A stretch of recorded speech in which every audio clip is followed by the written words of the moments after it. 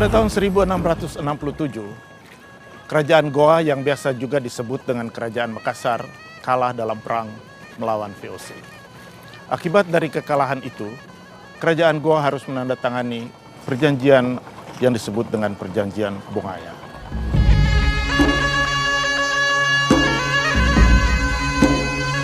Akibat perjanjian Bongaya ini, masyarakat Makassar terbagi atas 3 kelompok. Yang pertama, mereka tinggal di Makassar, menyetujui dan menjalani hidupnya dalam suatu realitas di bawah kekuasaan VOC. Yang kedua, mereka lari dan bersembunyi ke dalam dirinya pada aliran-aliran tarekat dan masuk ke pedalaman negeri-negeri Makassar. Dan yang ketiga, mereka melakukan diaspora ke berbagai daerah di Indonesia bagian barat. Nenek moyang saya adalah pengembara ulung. Mereka rela menanggalkan semua atribut, mengarungi samudra menuju negeri asing, dan meninggalkan negeri leluhurnya.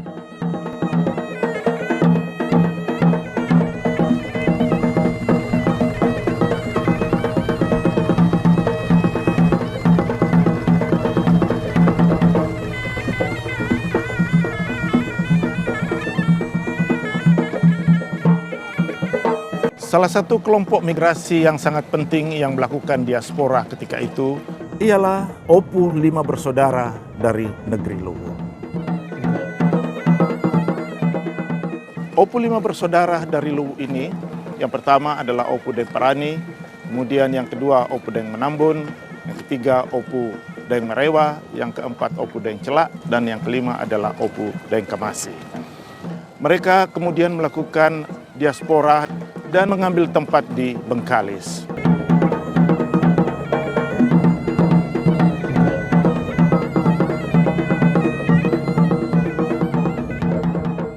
Dari Bengkalislah, Opu 5 bersaudara mengontrol semua kegiatan perdagangan dan menguasai jalur pelayaran Selat Malaka dan sekitarnya, sampai pesisir utara Pulau Kalimantan. Opu 5 bersaudara adalah wira samudra yang sangat disegani di kawasan itu. Tidak hanya oleh para migrasi, tidak hanya oleh para pedagang dan pelaut, tetapi juga oleh lanun yang oleh orang barat disebut bajak laut. Berbagai kerajaan di kawasan itu, khususnya kerajaan-kerajaan Melayu, meminta jasa perlindungan untuk melakukan pengamanan terhadap kerajaan mereka di daerah-daerah kerajaan Melayu.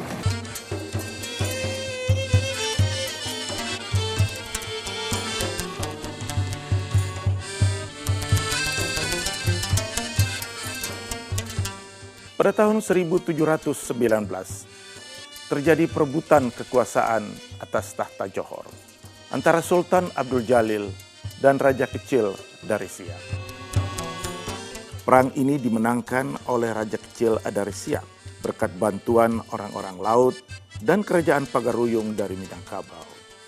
Raja Kecil menurunkan Sultan Abdul Jalil ke jabatannya semula sebagai bendahara, dan ia pun mempermaklumkan dirinya sebagai Sultan Johor dengan gelar Sultan Abdul Jalil Rahmat Shah, berkuasa tahun 1719 sampai 1722.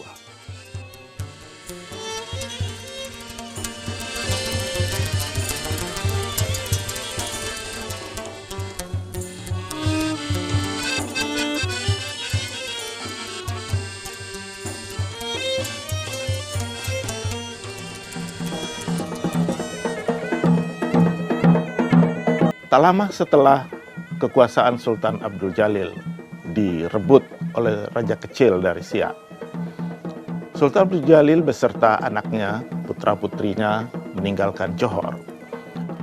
Dalam perjalanan Sultan Abdul Jalil dibunuh. Kemudian Tengku Sulaiman menemui Opu 5 bersaudara di Bengkalis. Di sanalah Tengku Sulaiman meminta kepada para Opu agar mereka bersedia mengembalikan tahta Kesultanan Johor kepada mereka. Pada pertemuan yang bersejarah itu, seperti yang diriwayatkan dalam buku Tufa Nafis, Tengku Tengah, adik dari Tengku Sulaiman, menyampaikan hasratnya. Ia katakan, Hai Raja Bugis, jika Tuan mau bekerja sama dengan kami untuk membuang aib malu yang tercoreng di mukaku, aku akan menjadi hambamu dan bulat-bulat menyerahkan diri dalam kekuasaanmu, seperti nasi yang Tuan kunyah itu, dan akan menurut segala keinginanmu. Ketika kekuasaan Sultan Abdul Jalil dijatuhkan dan Opu bersaudara kembali mendudukkan Tengku Sulaiman menjadi Sultan Johor, maka terjadilah satu pemenuhan janji ketika mereka bertemu, ialah bahwa ada pembahagian kekuasaan antara Melayu dan Bugis. Ini menjadi dasar kerjasama kesepakatan antara Bugis dan Melayu. Atas dasar itulah maka Opu Daeng Parani bersaudara mengumpulkan kekuatan dan memobilisasi satu armada yang besar untuk merebut Johor. Setelah Johor direbut, Tengku Sulaiman didudukkan sebagai yang di Pertuan Besar negeri Johor, Riau, Lingga, dan Pahang. Dan kemudian dari kesepakatan itu diangkatlah salah satu dari Opu 5 bersaudara menjadi yang di Pertuan Muda. Pada tanggal 4 Oktober 1722, di istana yang ditinggalkan Raja Kecil Siak, Tengku Sulaiman dilantik sebagai Sultan Kemaharajaan Melayu dengan gelar Sultan Sulaiman Badrul Alamsyah.